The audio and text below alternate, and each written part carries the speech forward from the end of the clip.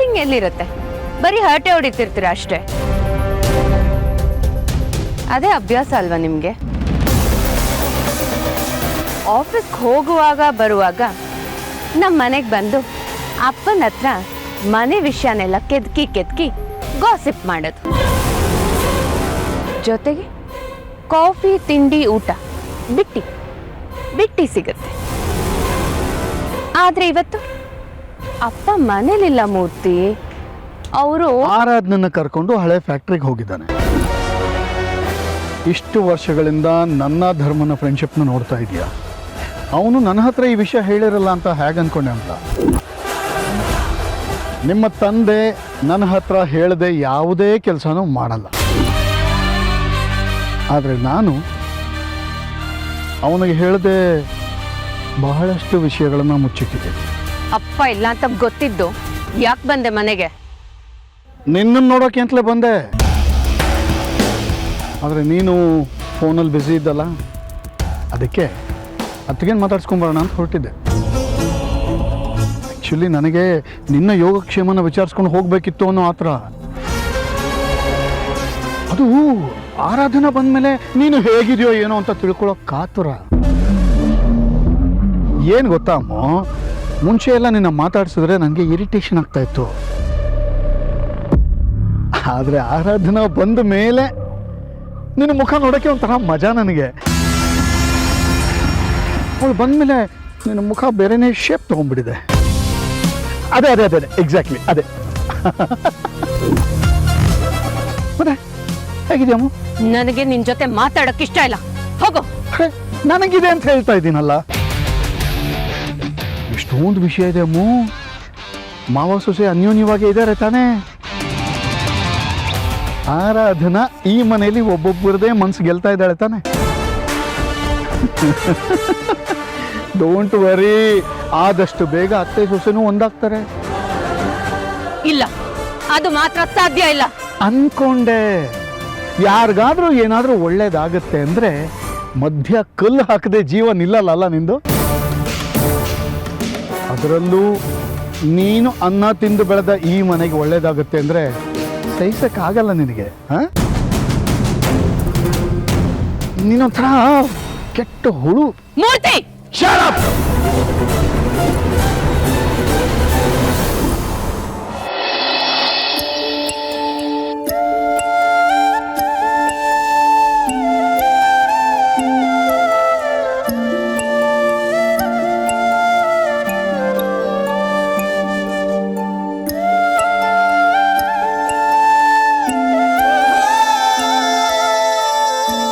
ಮಾವ, ನಮ್ಮಪ್ಪ ಇಲ್ಲೆಲ್ಲ ಕೆಲಸ ಮಾಡ್ತಿದ್ರ? ಇದು ನಿಮ್ಮ ಅಪ್ಪಂದೇ ಅಮ್ಮ. ನಾನು ಕೈ ಹಾಕಿದ ಯಾವುದೇ ಕೆಲಸ ನನ್ನ ಕೈಗಿಟ್ಟದೆ ಕಂಗಿಟ್ಟು ಕೂತಿದ್ದಾಗ ನನ್ನ ಜೀವನದಲ್ಲಿ ನಿಮ್ಮ ಅಪ್ಪ ಬಂದ ಕಣಮ್ಮ. ಎಂಥ ಮಹಾನುಭಾವ ಅವನು. ನನಗೆ ಸ್ಫೂರ್ತಿ ಕೊಟ್ಟ, ಧೈರ್ಯ ಕೊಟ್ಟ, ಜೊತೆಯಲ್ಲಿ ಇದ್ದು ಸಂಸ್ಥೆಯನ್ನು ಕಟ್ಟಿದ ಕಣಮ್ಮ. ನಮ್ಮ ಪ್ರಾಜೆಕ್ಟ್ನ ಶುರು ಮಾಡಿದ್ದೆ ಇಲ್ಲಿ ನಾವು. ನಾನು ಬರೀ ಆಫೀಸಲ್ಲಿ ಕೂತಿರ್ತಿದ್ದೆ ಅಷ್ಟೇನೆ. ಆದ್ರೆ ಅವನು ಹಾಗಲ್ಲ. ಆಫೀಸು, ಫ್ಯಾಕ್ಟ್ರಿ ಎಲ್ಲ ಕಡೆ ಹಗಲು ರಾತ್ರಿ ಅಂತ ನೋಡಿದ್ರೆ ದುಡಿತಿದ್ದ ಕಣಮ್ಮ. ಅವನೆಷ್ಟು ನಿಸ್ವಾರ್ಥಿ ಅಂದ್ರೆ ಏನೂ ನಿರೀಕ್ಷೆ ಮಾಡಲಿಲ್ಲ ನನ್ನಿಂದ. ಬರೀ ನನ್ನ ಗೆಲುವನ್ನ ನೋಡ್ತಾ ಅವನು ಸಂಭ್ರಮ ಪಟ್ಟ. ಅಂಥ ಗೆಳೆಯನ್ ಪಡೆಯೋಕೆ ನಾನೆಷ್ಟು ಪುಣ್ಯ ಮಾಡಿದ್ದೆ ಮಗಳೇ, ತುಂಬ ಪುಣ್ಯ ಮಾಡಿದ್ದೆ. ಅಪ್ಪಂಗೆ ಯಾವಾಗ್ಲೂ ಕಷ್ಟಪಟ್ಟು ಮುಂದೆ ಬರೋದು ಅಂದ್ರೆ ತುಂಬಾ ಇಷ್ಟ. ನನ್ಗೀಗ್ಲೂ ಅಪ್ಪನ ಮಾತುಗಳು ತುಂಬಾ ಸ್ಪಷ್ಟವಾಗಿ ನೆನಪಿದೆ ಮಾವ.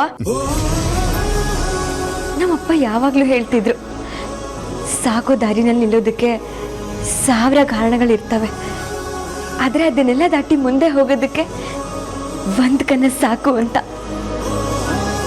ನೀನು ಏನಾದ್ರೂ ದೊಡ್ಡದಾಗಿ ಸಾಧನೆ ಮಾಡು, ಸ್ವಂತವಾಗಿ ಏನಾದ್ರೂ ಶುರು ಮಾಡು ಅಂತ ಹೇಳ್ತಾನೆ ಇರೋರು.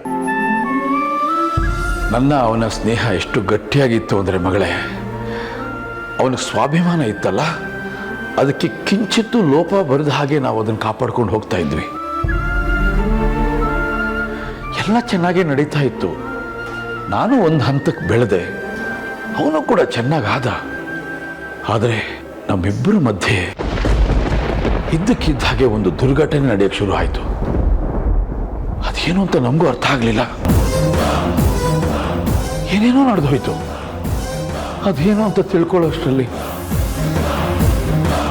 ನನ್ನ ಸ್ನೇಹಿತನ ಕಳ್ಕೊಂಡ್ಬಿಟ್ಟೆ. ಮಗಳೇ.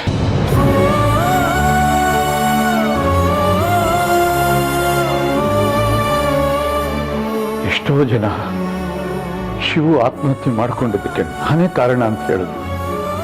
ನನ್ನ ಮನಸ್ಸಿಗೆ ತುಂಬ ನೋವಾಯಿತು. ಅದೇನೇ ಇರಲಿ, ನನ್ನ ಗೆಳೆಯನ್ನ ನಾನು ಉಳಿಸ್ಕೊಳ್ಳೋಕ್ಕಾಗ್ಲಿಲ್ವಲ್ಲ. ನಾನು ಆಡಿದ ಒಂದು ಮಾತಿನಿಂದ ಅವನ ಜೀವ ಕಳ್ಕೊಂಡ್ಬಿಟ್ನಲ್ಲ ಅಂತ ನಾನೆಷ್ಟು ನೊಂದ್ಕೊಂಡ್ಬಿಟ್ಟೆ ಅಂದರೆ ಅಷ್ಟು ನೊಂದ್ಕೊಂಡ್ಬಿಟ್ಟೆ ಮಗಳೇ, ಅಷ್ಟು ನೊಂದ್ಕೊಂಡ್ಬಿಟ್ಟೆ. ನಾನು ಎಷ್ಟೇ ಕ್ಷಮೆ ಕೇಳಿದ್ರು, ಯಾರ ಹತ್ರ ಕ್ಷಮೆ ಕೇಳಿದ್ರು ಹೋದ ಜೀವ ಮತ್ತೆ ಬರೋದಿಲ್ಲ. ಅದು ಸಾಧ್ಯನೇ ಇಲ್ಲ. ಇದರ ಮಧ್ಯೆ ನನ್ನ ಶಿವಗೊಂದು ಕುಟುಂಬ ಇದೆ, ಪತ್ನಿ, ಮಗಳು. ಅವ್ರು ಯಾವ ಸ್ಥಿತಿಯಲ್ಲಿ ಇದ್ದಾರೋ ಅಂತ ನನ್ನ ಮನಸ್ಸು ತುಂಬ ತುಂಬ ಒದ್ದಾಡಕ್ಕೆ ಶುರು ಆಯಿತು. ಆ ಪಾಪ ಪ್ರಜ್ಞೆ ನನ್ನ ಕಾಡಕ್ಕೆ ಶುರು ಆಯಿತು. ನನ್ನನ್ನು ನಾನು ಹತೋಟಿಯಲ್ಲಿ ಇಟ್ಕೊಳ್ಳೋಕ್ಕಾಗಲಿಲ್ಲ. ಅಂಥ ಸಂದರ್ಭದಲ್ಲಿ ನನಗೆ ನೆರವಿಗೆ ಬಂದಿದ್ದು ನನ್ನ ಸಾವಿತ್ರಿ, ನನ್ನ ಗೆಳೆಯ ಮೂರ್ತಿ. ಅವರಿಲ್ಲದೆ ಹೋಗಿದ್ರೆ ನಾನೇನು ಹಾಕ್ತಿದ್ನೋ ನನಗೆ ಗೊತ್ತಿಲ್ಲ ಮಗಳೇ. ಒಂದಂತೂ ಹೇಳ್ತೀನಿ, ನಿಮ್ಮ ತಂದೆ ಸಾವಿಗೆ ನಾನು ಕಾರಣ ಅಲ್ಲ, ನಾನು ಖಂಡಿತ ಕಾರಣ ಅಲ್ಲ ಮಗಳೇ.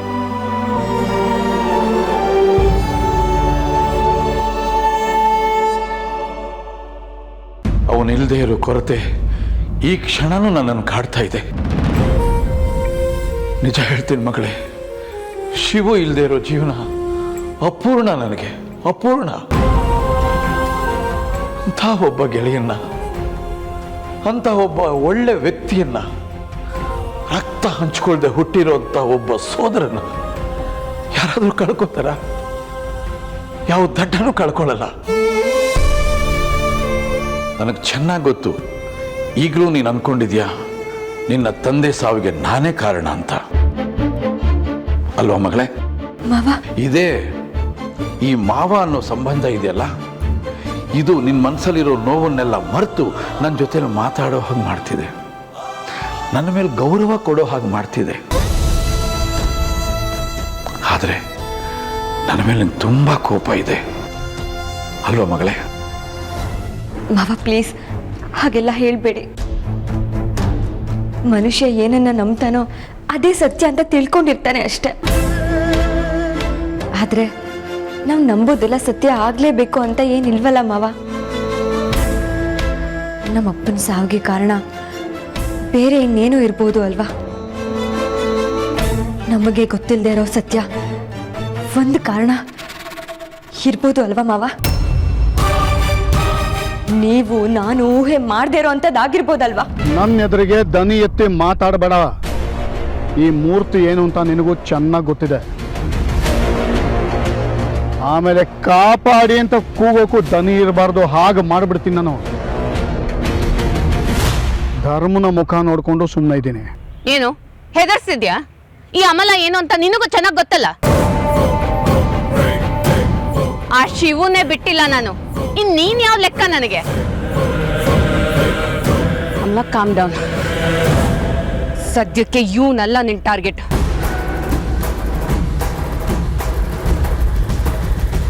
ಆ ಆರಾಧನ ಬಗ್ಗೆ ಅಷ್ಟೊಂದು ಕೊಚ್ಕೋತಿದ್ಯಲ್ಲ, ಅವಳೆಲ್ಲ ಒಂದು ಮ್ಯಾಟ್ರೇ ಅಲ್ಲ ನನಗೆ.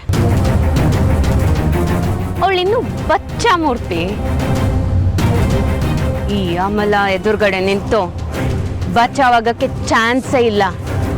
ಮೂರ್ತಿ ಚಿಕ್ಕದಾದ್ರೂ ಕೀರ್ತಿ ದೊಡ್ಡದಾಗೇ ಇರುತ್ತೆ ಅಮ್ಲ. ಹಿರಿಯರು ಸುಮ್ಮನೆ ಈಗ ಅದೇ ಮಾಡಿಲ್ಲ.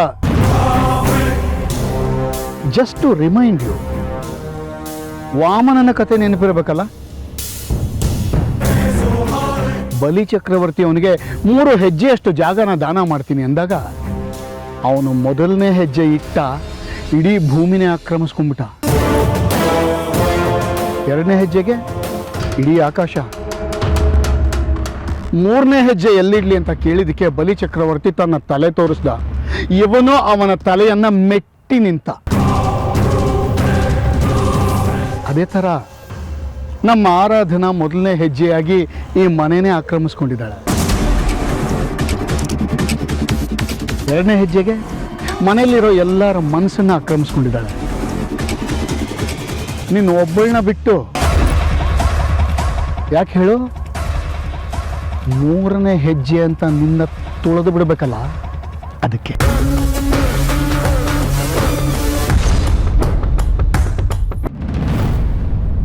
ಏನು ನಿನ್ ಕತೆ ಎಲ್ಲ ಕೇಳಿ ಹೆದರ್ಕೋತೀನಿ ಅನ್ಕೊಂಡಿದ್ಯಾ?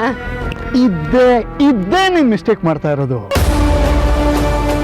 ಇದು ಕಥೆ ಅಲ್ಲ. ಇಲ್ಲಿ ಏನು ನಡೀತಾ ಇದೆಯೋ ಅದೇ ವಾಸ್ತವ.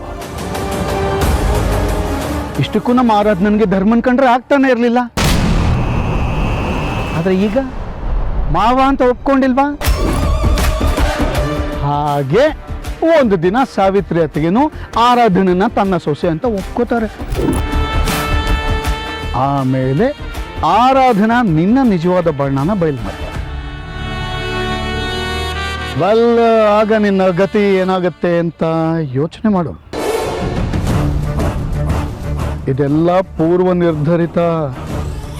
ಎಲ್ಲೋ ಇದ್ದ ಸುಶಾಂತ ಇನ್ನೆಲ್ಲೋ ಇದ್ದ ಆರಾಧನಾ ಒಂದಾಗಿರೋದು ಸುಮ್ಮನೆ ಅಲ್ಲ. ಅವರ ಸ್ನೇಹ, ಅವರಿಬ್ಬರು ಮದುವೆ ಆಗಿದ್ದು ನಿನ್ನಂತ್ಯಕ್ಕೆ ಇರಬೇಕು.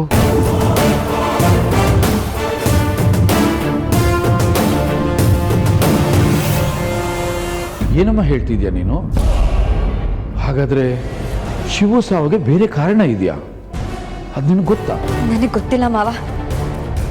ಆದರೆ ನಮ್ಮ ಅಪ್ಪಂಗಾಗಿರೋ ಅನ್ಯಾಯಕ್ಕೆ ನ್ಯಾಯ ಸಿಕ್ಕೇ ಸಿಗುತ್ತೆ ಅಂತ ನಂಬಿದ್ದೀನಿ. ಇದೆಲ್ಲದ್ರ ಜೊತೆಗೆ ಅಪ್ಪನ ಕನಸಾದ್ರೂ ನೆರವೇರ್ಸೋಣ ಅಂತ ಪಣ ತೊಟ್ಟಿದ್ದೆ.